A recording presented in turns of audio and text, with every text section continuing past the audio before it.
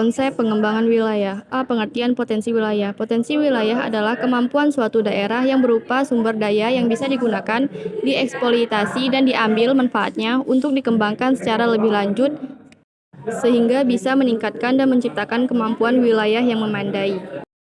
B. Manfaat SIG untuk pengembangan potensi wilayah. 1. Manajemen tata guna lahan atau ruang. Pemanfaatan penggunaan lahan merupakan bagian kajian geografi yang perlu dilakukan dengan penuh pertimbangan dari berbagai segi. Tujuannya adalah untuk menentukan zona lahan yang sesuai dengan karakteristik lahan. Pengawasan daerah bencana. Kemampuan SIG untuk pengawasan daerah bencana alam. 1. Penentuan tingkat bahaya erosi. 2. Prediksi ketinggian banjir. 3. Prediksi tingkat kekeringan. Analisis kesehatan lingkungan menggunakan SIG.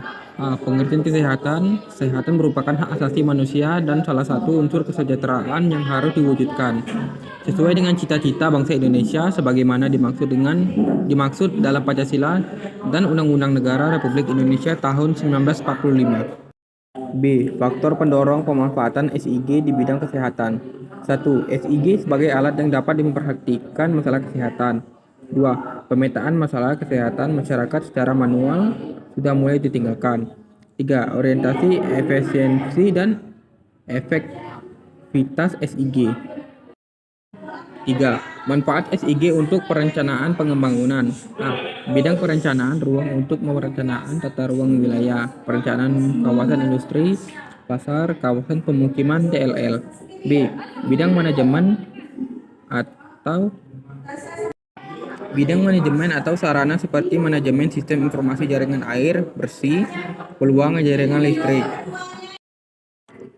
C. Bidang pariwisata seperti investasi pariwisata dan analisis potensi pariwisata suatu daerah.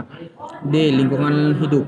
SIG dapat dimanfaatkan dalam perencanaan cuaca, kota, dan data berkaitan dengan tata guna ruang serta pemantauan terhadap pencemaran lingkungan hidup. 3. Manfaat SIG untuk perencanaan pembangunan. E. Perencanaan dan pemantauan daerah pantai dan laut. F. Pemantauan program Inpres Desa Tertinggi atau IDT. G. Pertanian dan kehutanan. H. Bidang sumber daya. I. Bidang transportasi. J. Bidang sosial budaya. Dan K. Bidang transmigrasi.